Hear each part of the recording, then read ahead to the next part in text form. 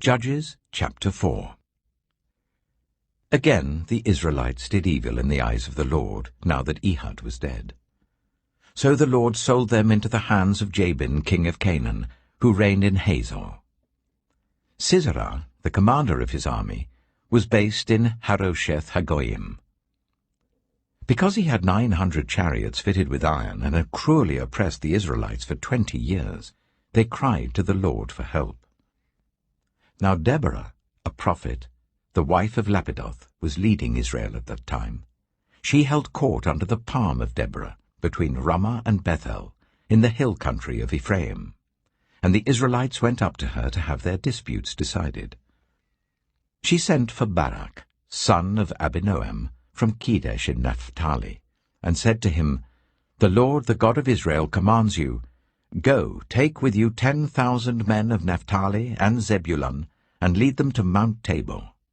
I will lead Sisera, the commander of Jabin's army, with his chariots and his troops, to the river Kishon, and give him into your hands." Barak said to her, "If you go with me, I will go. But if you don't go with me, I won't go." "Certainly I will go with you," said Deborah.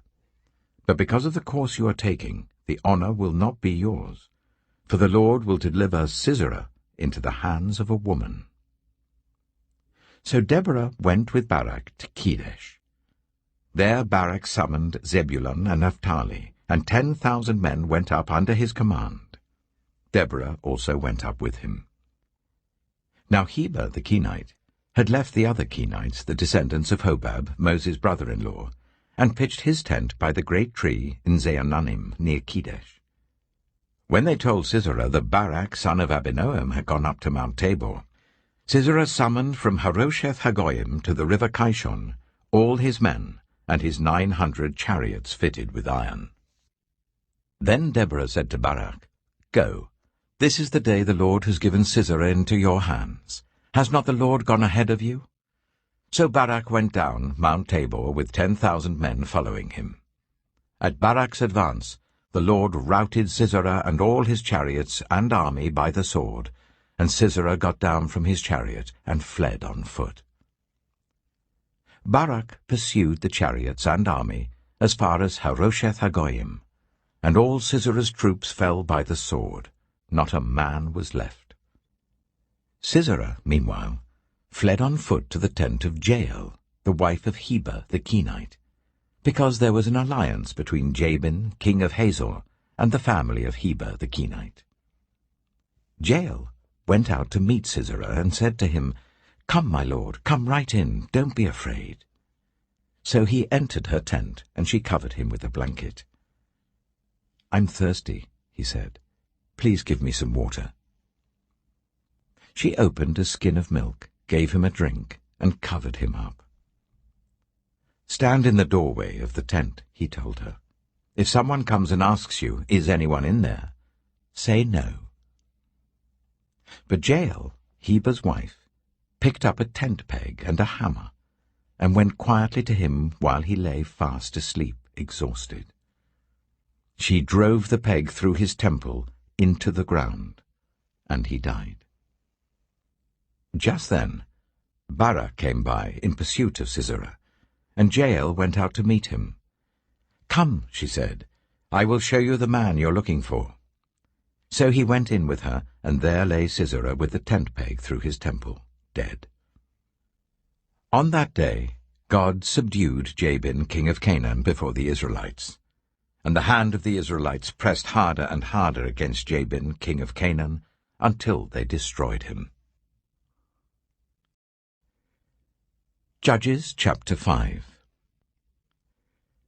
On that day Deborah and Barak, son of Abinoam, sang this song. When the princes in Israel take the lead, when the people willingly offer themselves, praise the Lord. Hear this, you kings, listen, you rulers.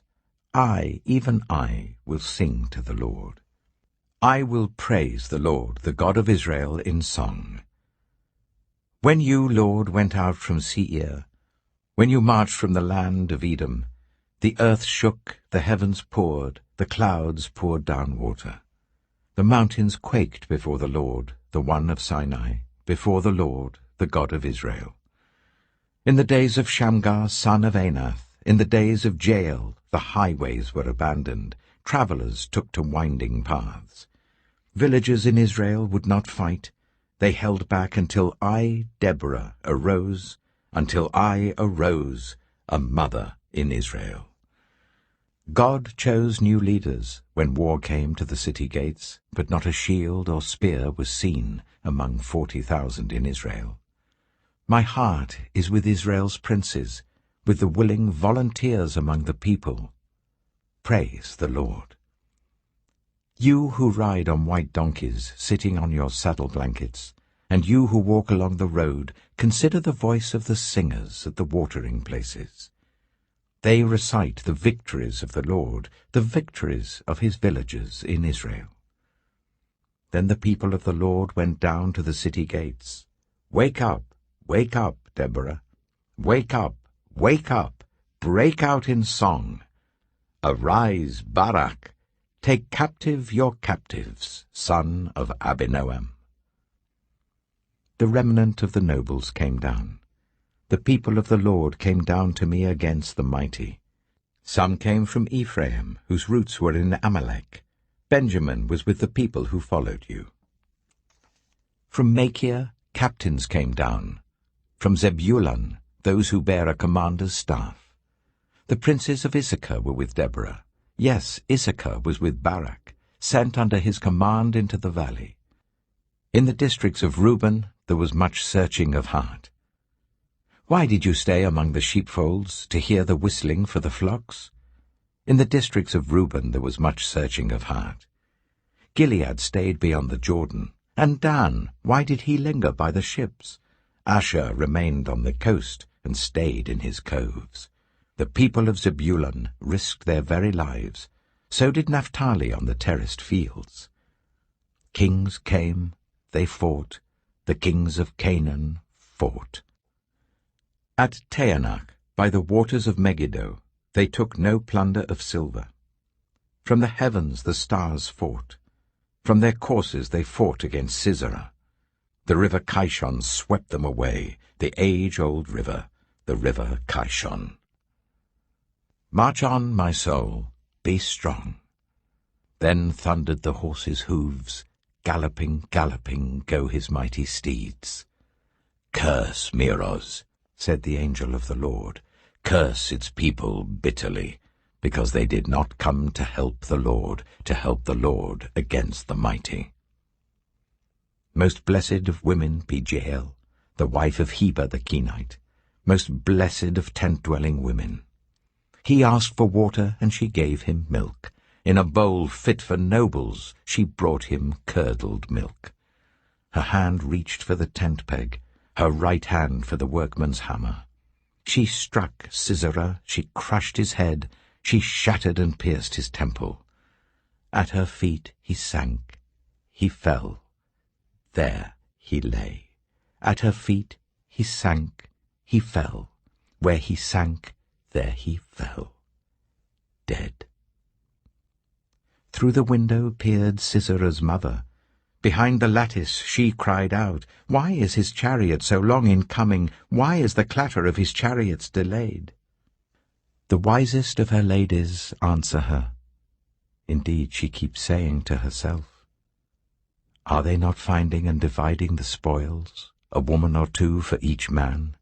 Colourful garments as plunder for Sisera, colourful garments embroidered, highly embroidered garments for my neck, all this as plunder."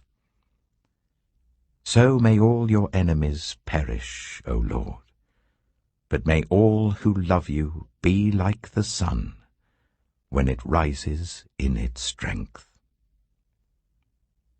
Then the land had peace for 40 years. Judges chapter 6. The Israelites did evil in the eyes of the Lord, and for 7 years he gave them into the hands of the Midianites. Because the power of Midian was so oppressive, the Israelites prepared shelters for themselves in mountain clefts, caves, and strongholds. Whenever the Israelites planted their crops, the Midianites, Amalekites, and other eastern peoples invaded the country. They camped on the land and ruined the crops all the way to Gaza, and did not spare a living thing for Israel, neither sheep, nor cattle, nor donkeys. They came up with their livestock and their tents like swarms of locusts. It was impossible to count them or their camels. They invaded the land to ravage it. Midian so impoverished the Israelites that they cried out to the Lord for help. When the Israelites cried out to the Lord because of Midian, he sent them a prophet who said, "This is what the Lord, the God of Israel, says.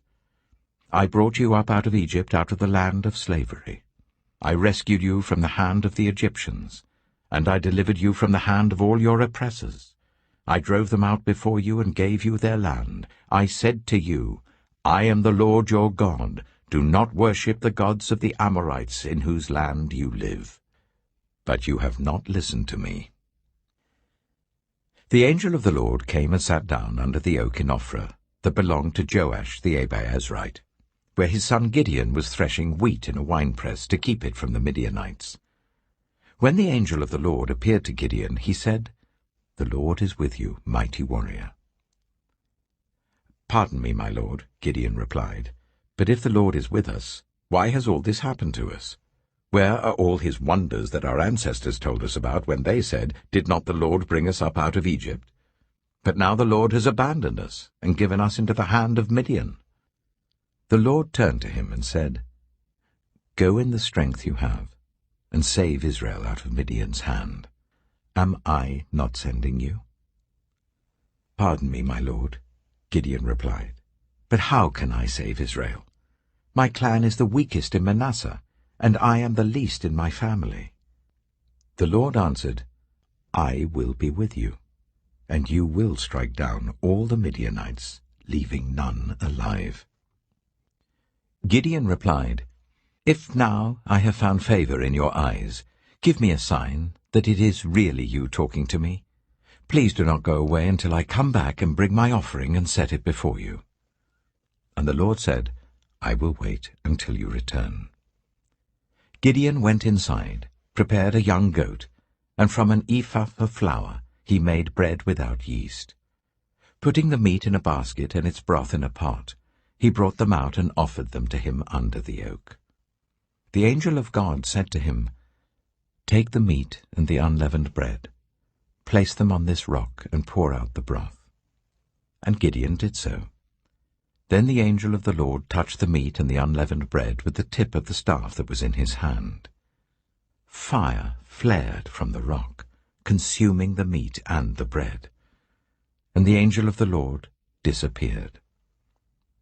When Gideon realized that it was the angel of the Lord, he exclaimed, "Alas, sovereign Lord, I have seen the angel of the Lord face to face." But the Lord said to him, "Peace, do not be afraid. You are not going to die." So Gideon built an altar to the Lord there and called it, "The Lord is Peace." To this day it stands in Ophrah of the Abiezrites. That same night the Lord said to him, "Take the second bull from your father's herd, the one 7 years old. Tear down your father's altar to Baal, and cut down the Asherah pole beside it. Then build a proper kind of altar to the Lord your God on the top of this height. Using the wood of the Asherah pole that you cut down, offer the second bull as a burnt offering." So Gideon took 10 of his servants and did as the Lord told him.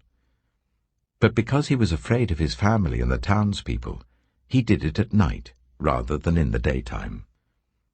In the morning, when the people of the town got up, there was Baal's altar demolished, with the Asherah pole beside it cut down and the second bull sacrificed on the newly built altar. They asked each other, "Who did this?" When they carefully investigated, they were told, "Gideon, son of Joash, did it." The people of the town demanded of Joash, "Bring out your son. He must die because he has broken down Baal's altar and cut down the Asherah pole beside it." But Joash replied to the hostile crowd around him, "Are you going to plead Baal's cause? Are you trying to save him? Whoever fights for him shall be put to death by morning.